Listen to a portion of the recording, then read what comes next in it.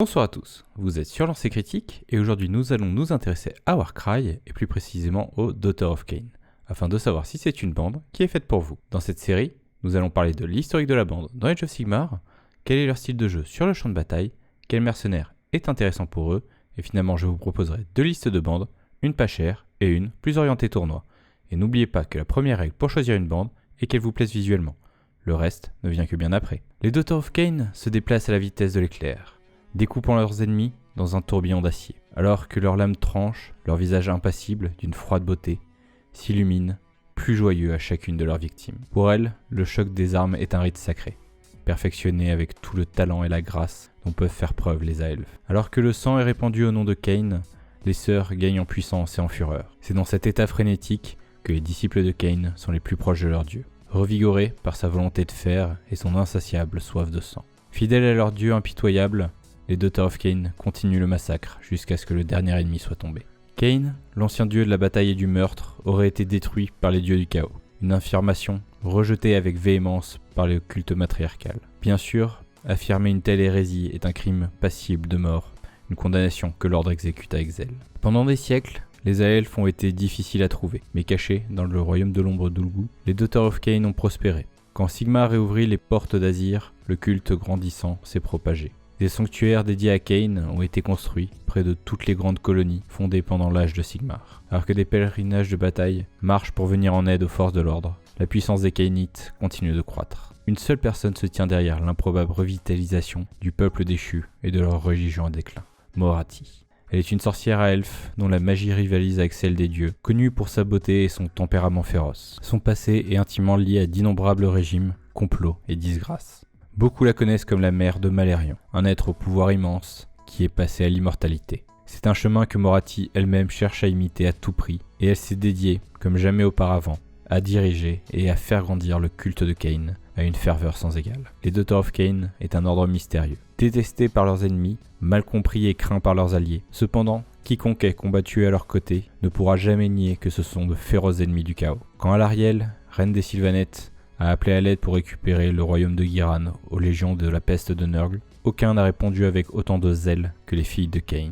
Les corrompus ne sont pas les seuls à subir leur colère, car d'innombrables ennemis et monstres sont tombés sous leurs lames. Quand les Orugs de Gorkrond ont menacé la ville nouvellement bâtie de Kurnotea, elles se tenaient aux côtés des Stormcast pour protéger la civilisation naissante. Malgré leurs exploits, elles n'ont gagné que peu de confiance. Leur sauvagerie extrême et les rumeurs d'horribles rituels et de mutants au corps serpentéide refroidit même les plus ardents soutiens. D'ailleurs, c'est peut-être vrai que tout n'est pas ce qui semble être avec les Daughter of Cain. En tant que fidèles ennemis du chaos, on trouve les Daughter of Cain aux 8 points.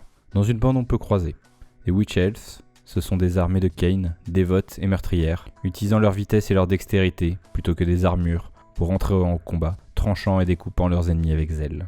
Des Sisters of Slaughter, expertes dans le maniement du fouet clouté, ce sont des fanatiques de Cain qui ont dédié leur vie et leur corps à perfectionner l'art de donner la mort. Les Blood Sisters, ce sont des Mélusailles, les vraies filles de leur créatrice Morathi. Ce sont l'incarnation de la vengeance. Chacune d'entre elles guide son arme dans les entrailles de leurs ennemis pour aider au rituel de leur maîtresse.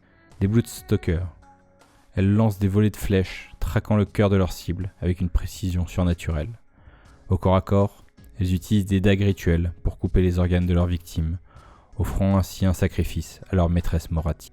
Des Kinerai, ce sont des prédateurs ailés, agiles et sans merci, survolant le champ de bataille à la recherche d'une proie. Avec leurs ailes de chauve-souris, elles frappent leurs ennemis depuis les hauteurs avant de s'envoler vers une autre proie vulnérable. À présent, parlons d'elles sur la table de jeu. Leur point fort, c'est une bande rapide qui fait énormément de dégâts en critique et qui dispose d'une allonge supérieure à la moyenne. Leurs points faibles, elles sont fragiles, leurs aptitudes ne sont pas très intéressantes et elles sont très dépendantes de votre chance au dé. En unité sacrifiable, nous avons les Witch Elves. Elles sont rapides et font beaucoup de dégâts en critique. Par contre, elles sont très fragiles. Nous en avons deux versions, avec et sans bouclier. La version avec bouclier gagnant un peu de résistance, mais perd beaucoup en dégâts. Autre unité sacrifiable, les Sisters of Slaughter. Elles sont elles aussi rapides, leur potentiel de dégâts en critique est énorme, et disposent d'une confortable portée de 2, ce qui compense pour leur très faible résistance. Nous en avons là aussi deux versions, avec et sans bouclier. La version avec bouclier gagnant un peu de résistance, mais perd beaucoup en dégâts. En élite, nous avons les Blood Sisters. C'est l'une des unités les plus résistantes de votre bande. Elles disposent d'une habilité qui leur permet de faire quelques dégâts à 6 pouces. Elles ont un bon mouvement et un fort potentiel de dégâts en critique. C'est une unité très versatile qui peut remplir plusieurs rôles, tenir les objectifs, les capturer ou simplement faire des dégâts. En élite distance, nous avons les Bloodstalkers. Elles disposent d'une aptitude assez peu intéressante qui augmente les dégâts de leur critique à distance.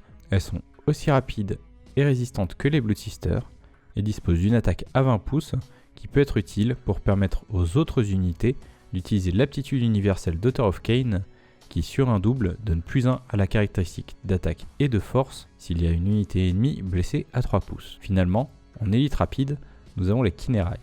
Ce sont des unités extrêmement mobiles avec leur mouvement de 12 et le vol. Elles sont malheureusement très fragiles. Leurs dégâts laissent à désirer et sont chers en points.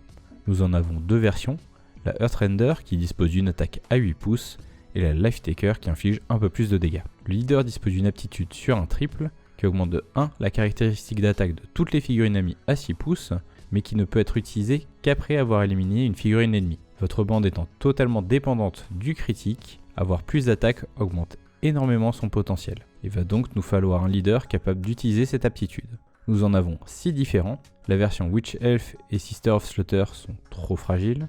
Les versions Kinerai peuvent être intéressantes si vous avez une bonne gestion du placement, elles restent cependant elles aussi très fragiles. La Bloodstalker dispose d'une attaque à distance, pouvant facilement éliminer les troupes adverses. Malheureusement, elle sera généralement mal placée pour pouvoir faire profiter de l'aptitude de leader. Finalement, nous avons la Blood Sister Crone, elle a un énorme potentiel de dégâts, et c'est vers cette dernière que je me tournerai en général. En mercenaire, je vous conseille la Slaughter Queen, qui sur un quad, augmente la caractéristique d'attaque de toutes les figurines à 6 pouces, ce qui peut totalement changer le cours d'une bataille pour votre bande. Au final, nous avons une bande qui est difficile à jouer. Nous n'avons pas énormément d'unités, et ces dernières sont très fragiles. Il dispose néanmoins des outils pour compenser cela avec un bon mouvement et une portée améliorée. Il faudra cependant un certain temps pour réussir à le maîtriser correctement. De plus, elles sont très dépendantes de votre chance au dé. Par contre, si la chance est de votre côté, elles peuvent faire des ravages et éliminer même les bandes les plus résistantes avec une rapidité déconcertante. Pour une bande pas chère, il vous faudra débourser 35 € pour une boîte de Kinerai et une bande composée de 4 Kinerai Earthrender et un leader Kinerai Earthrender. Pour une bande plus orientée tournoi, je prendrai un leader Blood Sister pour profiter au mieux de l'aptitude de leader, une Blood Sister en soutien, une Bloodstalker pour harceler l'ennemi et éventuellement m'occuper des objectifs, puis 3 Sister of Slaughter et 3 Witch Elf pour les dégâts et pour déranger l'adversaire. J'espère que cette vidéo vous aura permis de savoir si les Author of Cain est une bande pour vous. N'hésitez pas à me signaler dans les commentaires quelle bande vous voudriez voir ensuite. Tout sweet.